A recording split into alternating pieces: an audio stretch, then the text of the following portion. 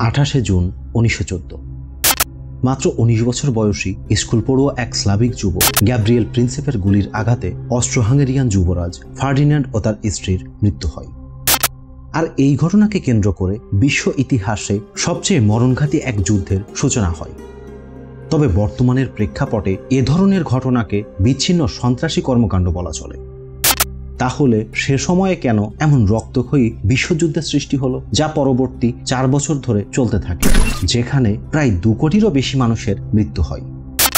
এটি এমন একটি যুদ্ধ যার কারণে সে সময় সবচেয়ে গুরুত্বপূর্ণ অনেক সাম্রাজ্য ধ্বংস হয়ে যায়।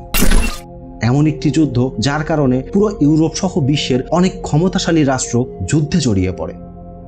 এটি এমন একটি যুদ্ধ যা বদলে দেয় পৃথিবীর মানচিত্রকে, আমূল পরিবর্তন আনে মানব সভ্যতার গতিপথের, যা আমাদের কাছে প্রথম বিশ্বযুদ্ধ নামে পরিচিত।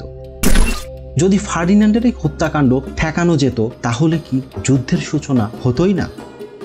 আসলে দৃশ্যপট এমন নয়। শুধুমাত্র এমন একটি ঘটনাকে কেন্দ্র করে একটি বিশ্বযুদ্ধ শুরু হতে পারে না। কিভাবে একটি বিচ্ছিন্ন ঘটনাকে কেন্দ্র করে একটি বিশ্বযুদ্ধ শুরু হয়েছিল, সেটা বুঝতে গেলে আমাদের ওই সময়ের ইউরোপের শক্তিশালী দেশগুলোর পাওয়ার ডাইনামিক্স বুঝতে হবে। কেন এমন বিভীষিকাময় যুদ্ধ শুরু হয়েছিল তা জানতে গেলে আমাদের ইতিহাসের একটু পেছনের দিকে যেতে হবে। বিশ্ব মানচিত্র প্রথম বিশ্বযুদ্ধের আগে আজকের মতো ছিল না। তখনকার দিনে বিশ্ব মানচিত্র ছিল সাম্রাজ্যভিত্তিক এবং ইউরোপ, আফ্রিকা ও এশিয়ার বেশিরভাগ অঞ্চল ছিল রাজতন্ত্রের অধীনে। দৃষ্টান্তস্বরূপ বলা যায় রাশিয়ান সাম্রাজ্য, জার্মান সাম্রাজ্য, অস্ট্রো হাঙ্গেরিয়ান সাম্রাজ্য ও অটোমান সাম্রাজ্য।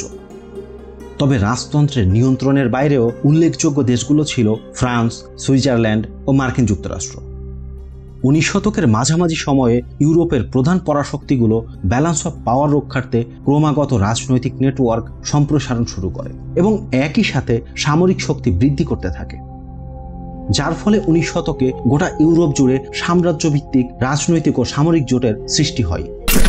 নেপোলিয়নের পরাজয়ের পর 1915 সালের 26শে September kingdom of Prussia, Russian empire ও অস্ট্রিয়ার মধ্যে ষড়যন্ত্রমূলক হলি অ্যালায়েন্স নামে জোট গঠন করে, যার মূল লক্ষ্য ছিল ইউরোপের উদারতাবাদ এবং ধর্মনিরপেক্ষতাকে নিয়ন্ত্রণ করা এবং ইউরোপীয় রাজনৈতিক জীবনে রাজাদের স্বর্গীয় অধিকার এবং খ্রিস্টান মূল্যবোধ জাগিয়ে তোলা। ফলে অটোমান এম্পায়ার এই জোটের বিরোধিতা করে। একই সময়ে মধ্য ইউরোপে শক্তিশালী সাম্রাজ্য রূপে আবির্ভূত হয় অস্ট্রো হাঙ্গেরিয়ান এম্পায়ার। এ সময়ে সাম্রাজ্যটি শাসন করত হাবসবার্গ রাজবংশ। 1871 সালে প্রুশিয়াকে জার্মানির সাথে একীভূত করে জার্মান সাম্রাজ্য প্রতিষ্ঠিত হয়। 1872 সালে জার্মান সাম্রাজ্যের স্থপতি বিসমার্ক বার্লিনে এক সম্মেলনের আহ্বান করেন এবং জার্মানি, রাশিয়া ও অস্ট্রিয়ার মধ্যে একটি চুক্তি স্বাক্ষরিত হয়, যা ইতিহাসে আজও ত্রিশক্তির চুক্তি নামে পরিচিত। সে সময়ে অর্থাৎ 19 শতকে গ্রিস ও তুরস্কের উত্তরে বলকান অঞ্চল ছিল অটোমান সুলতানের শাসনাধীন, যার মধ্যে অন্যতম অঞ্চল ছিল স্লাভ অধ্যুষিত বসনিয়া হার্জেগোভিনা। 1878 সালে অস্ট্রো হাঙ্গেরিয়ান সাম্রাজ্য বসনিয়া হার্জেগোভিনা দখল করে নেয়। অস্ট্রো হাঙ্গেরিয়ান সাম্রাজ্যের এহেন সাম্রাজ্যবাদী লিপ্সাকে অটোমানরা সামরিক শক্তি দিয়ে প্রতিহত করতে পারেনি, যার প্রধান কারণ ছিল বসনিয়া হার্জেগোভিনা অঞ্চলে স্লাভ জাতীয়তাবাদের অপ্রতিরোধ্য বিকাশ। তাছাড়া এতদিনে অটোমানদের ক্ষমতার জৌলুস কমতে শুরু করেছে। আবার 1877-78 সালে রুশ টার্কিশ যুদ্ধে হলি অ্যালায়েন্সের জোট কোনো কাজেই আসেনি। এই চুক্তিটি ব্যর্থ হওয়ার কারণ হলো অস্ট্রো হাঙ্গেরি ও রাশিয়া বলকান নীতির সাথে একমত হতে পারেনি। ফলে রাশিয়া এই ত্রিশক্তির চুক্তি থেকে বেরিয়ে যায়। 1879 সালে জার্মানি ও অস্ট্রিয়া হাঙ্গেরি ডুয়েল অ্যালায়েন্স নামে একটি জোট গঠন করে। অটোমান সাম্রাজ্য দুর্বল হওয়ায় সার্বিয়া অটোমান শাসন থেকে মুক্ত হয়ে যায়। 1882 সালে ইতালি, জার্মানি ও অস্ট্রো হাঙ্গেরি একত্রিত হয়ে ট্রিপল জোটে পরিণত হয়। মূলত এই সময় ইউরোপ ছিল গোপন চুক্তির আতুলঘর, যার কারণে পরাশক্তি সাম্রাজ্যগুলো কেউ কাউকে বিশ্বাস করতে পারছিল না। আর এই অবিশ্বাসী সূচনা করে রক্তক্ষয়ী মরণঘাতী যুদ্ধের। ক্ষমতার দাপট, সাম্রাজ্যের সীমানা বিস্তার এবং বিভিন্ন স্বার্থবাদী অ্যালায়েন্সের কারণে জোটভিত্তিক উত্তেজনা বাড়তে থাকে। এরই মধ্যে 1914 সালের 28শে জুন অস্ট্রো হাঙ্গেরিয়ান সাম্রাজ্যের উত্তরাধিকারী আর্চডিউক ফার্ডিন্যান্ডের হত্যাকাণ্ডের ঘটনা ঘটে। এই ঘটনার অনুঘটক ছিল ১৯ বছর বয়সী গ্যাব্রিয়েল প্রিন্সেপ নামের এক স্লাভিক যুবক, যে ছিল একজন স্লাভ জাতীয়তাবাদী।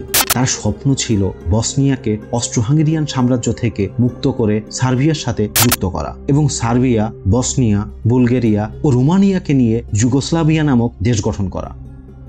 ১৯১৪ সালের ২৮ জুন দিনটিতে অস্ট্রো হাঙ্গেরিয়ান যুবরাজ ফার্ডিন্যান্ড ও তার স্ত্রী সোফিয়াকে নিয়ে বসনিয়ার রাজধানী সারায়েভো শহরের উদ্দেশ্যে যাত্রা শুরু করেন।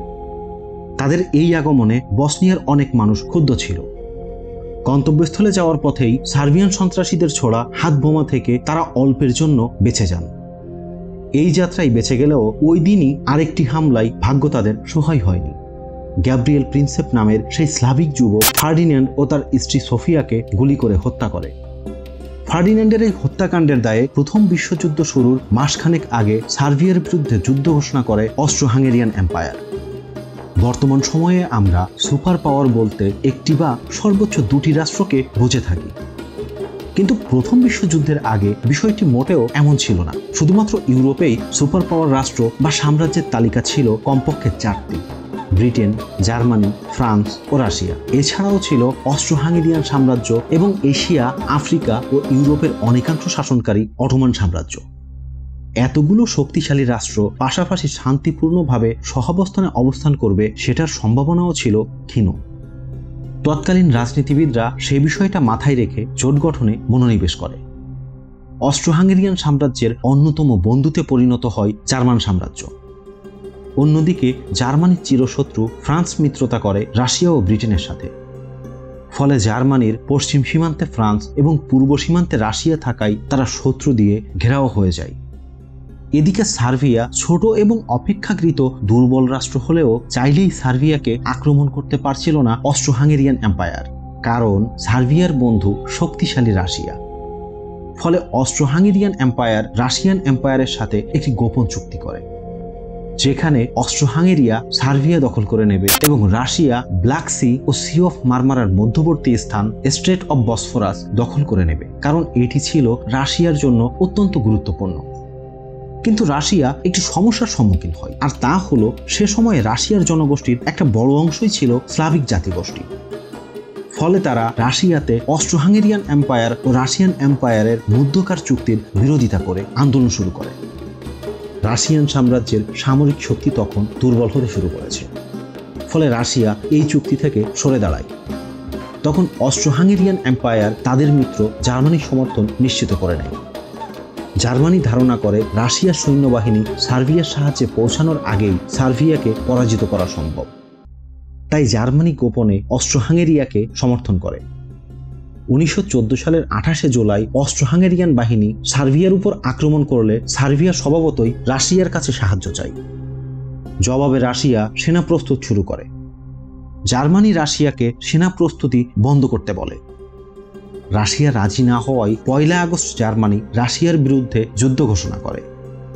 কিন্তু জার্মানি রাশিয়াকে আক্রমণ না করে তারা যায় ফ্রান্সের কাছে, জানতে চায় তাদের অবস্থান। ফ্রান্স জানায় তারা নিরপেক্ষ, তাদের এই যুদ্ধে জড়ানোর কোনো কারণ নেই। কিন্তু ফ্রান্সের সাথে রাশিয়ার মিত্রতা ও সমঝোতা চুক্তি থাকায় ৩রা আগস্ট জার্মানি ফ্রান্সের বিরুদ্ধে যুদ্ধ ঘোষণা করে। শান্তি বজায় রাখার জন্য গঠন করা জোট ইউরোপকে টেনে নিয়ে যায় এক বিশ্বযুদ্ধের দিকে, কারণ জার্মানি বহুদিন আগে থেকেই এরকম যুদ্ধের জন্য প্রস্তুতি নিয়ে আসছে, যেখানে তাদের পূর্বে রাশিয়া এবং পশ্চিমে ফ্রান্সকে মোকাবেলা করতে হবে। তবে জার্মানির সমরবিদরা সে সময় দেখলেন দুই সীমান্তে একসাথে যুদ্ধ চালিয়ে যাওয়া জার্মানির পক্ষে সম্ভব নয়। ফলে তারা এমনভাবে যুদ্ধ পরিকল্পনা তৈরি করে যেন তাদের একসাথে দুই সীমান্তে যুদ্ধ করতে না হয়। রাশিয়া বিশাল রাজ্য হওয়ায় তাদের সৈন্য জড়ো করে জার্মান সীমান্তে আক্রমণ করতে বেশ কিছুদিন সময় লাগবে। পরিকল্পনা অনুযায়ী এই সময়ের মধ্যে জার্মানিকে তাদের সর্বশক্তি দিয়ে ফ্রান্স দখল করে ফেলতে হবে। কিন্তু ফ্রান্সের মতো শক্তিশালী রাজ্যকে এত কম সময়ে হারানো তো সহজ কথা নয়। তার উপর জার্মান ফরাসি সীমান্তে আছে ফ্রান্সের অনেকগুলো আধুনিক শক্তিশালী দুর্গ। তাই জার্মানি সরাসরি ফরাসি সীমান্তে আক্রমণ না করে পশ্চিমে বেলজিয়ামের ভেতর দিয়ে ফ্রান্সকে আক্রমণ করবে। এই পরিকল্পনা বিখ্যাত স্লিফেন প্ল্যান নামে পরিচিত। যুদ্ধের শুরুতে জার্মান বাহিনী এই স্লিফেন প্ল্যান অনুযায়ী এগোতে থাকে। এবার প্রথম বিশ্বযুদ্ধে জড়িত অ্যালায়েন্সগুলো বোঝা যাক। প্রথম বিশ্বযুদ্ধে এক পক্ষে ছিল অটোমান সাম্রাজ্য, অস্ট্রো হাঙ্গেরিয়ান সাম্রাজ্য, জার্মান সাম্রাজ্য ও বুলগেরিয়া, যাদেরকে বলা হতো কেন্দ্রীয় শক্তি। আর অন্য পক্ষে ছিল সার্বিয়া, রাশিয়ান এম্পায়ার, যুক্তরাজ্য, ফ্রান্স, জাপান, ইতালি, রোমানিয়া ও মার্কিন যুক্তরাষ্ট্র সহ আরও অনেকগুলো দেশ, যাদেরকে বলা হতো মিত্রশক্তি। যুদ্ধ শুরুর প্রথম দিকে নিরপেক্ষ অবস্থানে ছিল ব্রিটেন। যে সময়ের কথা বলা হচ্ছে ওই সময়ে ব্রিটেনের সাথে বেলজিয়ামের চুক্তি ছিল। যে কোনো বিপদে বেলজিয়ামকে সেনা সুরক্ষা দেবে ব্রিটেন। ফলে ফ্রান্স আক্রমণের জন্য জার্মান বাহিনী বেলজিয়ামের ভূমি ব্যবহার শুরু করলে 4 আগস্ট ব্রিটেন জার্মানির বিরুদ্ধে যুদ্ধ ঘোষণা করে। এদিকে ফ্রান্স বাহিনী জার্মানি বাহিনীকে ঠেকাতে 14 আগস্ট তারা আলসাস রোলেইনে জার্মান বাহিনীর উপর আক্রমণ চালায়। রাশিয়া ছিল অটোমান সাম্রাজ্যের চিরশত্রু। জার্মানিকে এই যুদ্ধে সম্ভাব্য বিজেতা মনে হওয়ায় তুরস্ক জার্মানির সাথে জোট গঠন করে যুদ্ধে প্রবেশ করে। এতে রাশিয়ার নীতি নির্ধারকরা অসন্তুষ্ট হলে 17 আগস্ট পূর্ব প্রুশিয়াতে রাশিয়ান বাহিনী ক্ষিপ্র গতিতে আক্রমণ চালায়। ইউরোপের এই ভয়াবহ যুদ্ধে হস্তক্ষেপ করতে চায়নি মার্কিন যুক্তরাষ্ট্র। জার্মানি যখন নির্বিচারে সাবমেরিন হামলার সিদ্ধান্ত নেয়, তখন তারা জানত যে পরিণামে যুক্তরাষ্ট্র তাদের বিরুদ্ধে যুদ্ধে যোগদান করতে পারে। তাই পূর্ব পরিকল্পনা হিসেবে তারা মেক্সিকোর সাথে আঘাতের চেষ্টা করে। 1917 সালের জানুয়ারি মাসে জার্মানি থেকে মেক্সিকোর উদ্দেশ্যে একটি টেলিগ্রাম পাঠানো হয়। টেলিগ্রামে মেক্সিকোকে জার্মানির সাথে জোট গঠনের আহ্বান জানানো হয়। বিনিময়ে জার্মানি জয়লাভ করলে টেক্সাস, নিউ মেক্সিকো ও অ্যারিজোনায় তাদের অতীতে হারানো অঞ্চল ফিরিয়ে দেওয়ার প্রতিশ্রুতি দেওয়া হয়। এই টেলিগ্রাম যুক্তরাষ্ট্রের হাতে পৌঁছালে এই টেলিগ্রামের জের ধরে 1917 সালের এপ্রিলে মার্কিন যুক্তরাষ্ট্র জার্মানির বিরুদ্ধে যুদ্ধ ঘোষণা করে। আর এভাবেই সূচনা হয় প্রথম এমন মরণঘাতী বিশ্বযুদ্ধের। এখন প্রশ্ন হলো, কি কারণে এমন যুদ্ধের সূচনা হলো? কেন এই পরাশক্তি সাম্রাজ্যগুলো একে অন্যের সাথে যুদ্ধে লিপ্ত হলো? প্রথম বিশ্বযুদ্ধের আগে বৈষয়িক রাজনৈতিক অবস্থা বিশ্লেষণ করলে প্রধান 3টি কারণ পাওয়া যায়: সাম্রাজ্যবাদ, জাতীয়তাবাদ এবং সমরবাদ। কোনো দেশ যখন অন্য দেশের ভূখণ্ড দখল করে সেখানে তাদের নিজস্ব শাসন ব্যবস্থা চালু করে, তখন দেশটি সাম্রাজ্যবাদে পরিণত হয়। 1900 সালে ব্রিটেন সাম্রাজ্য 5টি মহাদেশ পর্যন্ত সম্প্রসারিত হয়। ফ্রান্স আফ্রিকার বিশাল এলাকা শাসন করে। শিল্প বিপ্লবের ফলে ইউরোপিয়ান দেশগুলোর বাজার সম্প্রসারণ জরুরি হয়ে পড়ে। এ নিয়ে জার্মানির সাথে ব্রিটেন ও ফ্রান্সের দ্বন্দ্বের সৃষ্টি হয়। জার্মান সাম্রাজ্য বিস্তারে আফ্রিকায় প্রবেশ করে, কিন্তু তারা ছোট কিছু এলাকা দখল করতে সক্ষম হয়। ফলে এই সাম্রাজ্যবাদকে টিকিয়ে রাখতে নানা জোট গঠনে মনোনিবেশ করে ইউরোপের তৎকালীন সম্রাটরা। ফলে মূলত ক্ষমতাশালী হওয়া এবং অন্য দেশের ভূখণ্ড দখল করতেই এই যুদ্ধে লিপ্ত হয় তারা। তাছাড়া যেসব দেশ তারা দখল করে নিতে পারত, সে দেশের প্রাকৃতিক সম্পদ যেমন সোনা প্রভৃতি তাদের কোষাগারে জমা হতো। এছাড়াও দখলকৃত দেশের জনশক্তিকে সস্তায় ব্যবহার করা যেত নিজ সাম্রাজ্যের উন্নয়নে। আরেকটি কারণ ছিল জাতীয়তাবাদ। নিজ দেশের অধিকার ও স্বার্থকে সর্বোচ্চ অধিকার দেওয়া হচ্ছে জাতীয়তাবাদ। তবে এই জাতীয়তাবাদ ছিল সংকীর্ণ, কারণ সেখানকার জনগণের কোনো স্বাধীনতা ছিল না। ইউরোপের দেশগুলো নিজেদেরকে অন্যদের থেকে শ্রেষ্ঠ বলে দাবি করতে থাকে। এখানে একটি বিষয় লক্ষণীয় যে সেখানকার রাজা মহারাজারা তাদের জনগণকে শ্রেষ্ঠত্ববাদ দেখিয়ে তাদের ইমোশনকে কাজে লাগিয়ে যুদ্ধে যাওয়ার অনুপ্রেরণা হিসেবে ব্যবহার করতে থাকে। দেশের শাসনকর্তারা জনগণের মনে এই বিশ্বাস প্রতিস্থাপন করতে সক্ষম হয় যে যুদ্ধের মাধ্যমে এই শ্রেষ্ঠত্ব টিকিয়ে রাখা সম্ভব। ফলে জনগণ যুদ্ধে যোগ দেওয়া শুরু করে। এ যুদ্ধের আরেকটি বড় কারণ ছিল সমরবাদ। ইউরোপের শক্তিগুলোর বিভক্তি সেখানে ব্যাপক অস্ত্র প্রতিযোগিতার সূত্রপাত ঘটায়। কারণ ততদিনে ইউরোপের সাম্রাজ্যবাদীরা বুঝতে পেরেছিল যে যুদ্ধে বিজয় অর্জন করতে হলে সৈন্যের সাথে সাথে ভারী অস্ত্রশস্ত্রও প্রয়োজন। ফলে ফ্রান্স ও জার্মানি উভয়ই 1870 সাল থেকে 1914 সাল পর্যন্ত তাদের সেনা সংখ্যা বাড়িয়ে দ্বিগুণ করে। সাগরের নিয়ন্ত্রণ দখলে ব্রিটেন ও জার্মানি তীব্র প্রতিদ্বন্দ্বিতায় নামে। উভয়ে যুদ্ধজাহাজ সহ সাবমেরিনও তৈরি করে। সে সময়ে প্রচারণা ছিল প্রথম বিশ্বযুদ্ধের একটি অন্যতম প্রধান সংস্কৃতি। রাষ্ট্র কর্তৃক নিয়ন্ত্রিত প্রচার ব্যবস্থাকে ব্যবহার করা হতো স্বরাষ্ট্রকে মহিমান্বিত করা এবং প্রতিপক্ষ রাষ্ট্রকে অশুভ শত্রু রূপে প্রকাশ করার লক্ষ্যে। যুদ্ধ শুরুর আগে অনেকগুলো দেশ কয়েকটি জোট গঠনের চুক্তি করে। এতে করে কোনো কোনো দেশের পক্ষে যুদ্ধ ঘোষণা করা ছাড়া আর কোনো উপায় ছিল না। রাশিয়ার হাত থেকে বাঁচতে জার্মানি ও অস্ট্রিয়া হাঙ্গেরি 1879 সালে জোট গঠন করে। সার্বিয়ার উপর রাশিয়ার নিয়ন্ত্রণ প্রতিষ্ঠা ঠেকাতে 1881 সালে অস্ট্রিয়া ও সার্বিয়া একটি জোট গঠন করে। ইতালি যেন রাশিয়ার পক্ষ না নেয় সেজন্য জার্মানি ও অস্ট্রিয়া হাঙ্গেরি দেশটির সাথে জোট গঠন করে 1882 সালে। রাশিয়া নিজেকে জার্মান ও অস্ট্রিয়া হাঙ্গেরির হামলা থেকে রক্ষা পেতে ফ্রান্সের সাথে একটি চুক্তি করে 1894 সালে। জার্মানির ক্রমবর্ধমান হুমকি মোকাবেলায় ব্রিটেন, ফ্রান্স ও রাশিয়া 1907 সালে একটি ত্রিপক্ষীয় চুক্তি করে। এসব ঘটনা ঘটানোর প্রধান কারণ ছিল অবিশ্বাস ও ক্ষমতা হারানোর ভয়। তারা ক্ষমতায় টিকে থাকতে নিকৃষ্ট ও নির্দয় ঘটনার জন্ম দিত, যার ফলাফল হলো এই মহাযুদ্ধ। সে সময় জার্মানির রাজা ছিল কাইজার উইলিয়াম দ্বিতীয়। তার মনে ভয় ছিল রাশিয়া কিংবা ফ্রান্স কখন জার্মানির উপর আক্রমণ করে বসে। রাশিয়ান এম্পায়ারের রাজা ছিলেন স্যার নিকোলাস দ্বিতীয়, যিনি তখন তার ক্ষমতায় নড়বড়ে অবস্থায় ছিলেন। ব্রিটেনের রাজা ছিলেন কিং জর্জ পঞ্চম, যিনিও তার ক্ষমতাকে কুক্ষিগত করার জন্য বিভিন্ন জোটের সাথে যুক্ত হয়েছিলেন। এখন প্রশ্ন আসতে পারে, এমন মরণঘাতী যুদ্ধে মানুষ দলে দলে কেন যোগ দিত? সেখানে নিজের দেশের রক্ষা করার জন্য নয়, বরং অন্য দেশকে দখল করার জন্য। এর প্রধান কারণ হলো সেনাবাহিনীর কাজকে তৎকালীন শাসকরা এমনভাবে উপস্থাপন করেছিল যে এটি ছিল সবচেয়ে সম্মানজনক কাজ। সৈন্যদেরকে দেখানো হতো বীর হিসেবে। তাছাড়া সেনাবাহিনীতে যোগ দিত 16 থেকে 17 বছরের কিশোর, যার কারণে যুদ্ধক্ষেত্রে কি হচ্ছে তা তারা জানতে বা বুঝতে পারত না।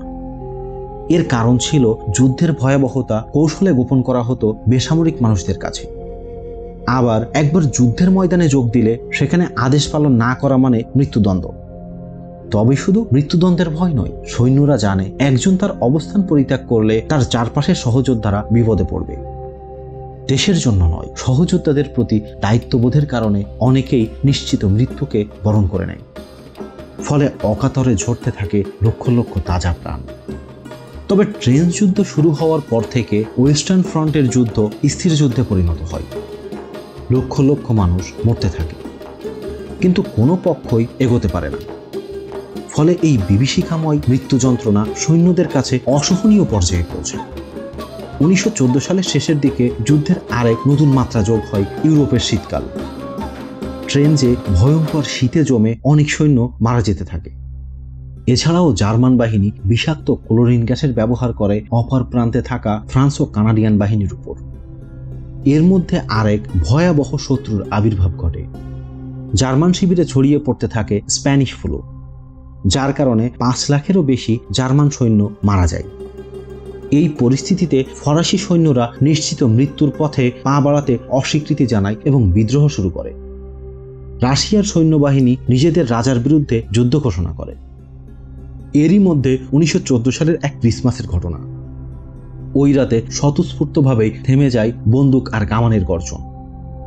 দুই পক্ষের ট্রেঞ্চে জ্বলতে থাকে ক্রিসমাসের মোমবাতি।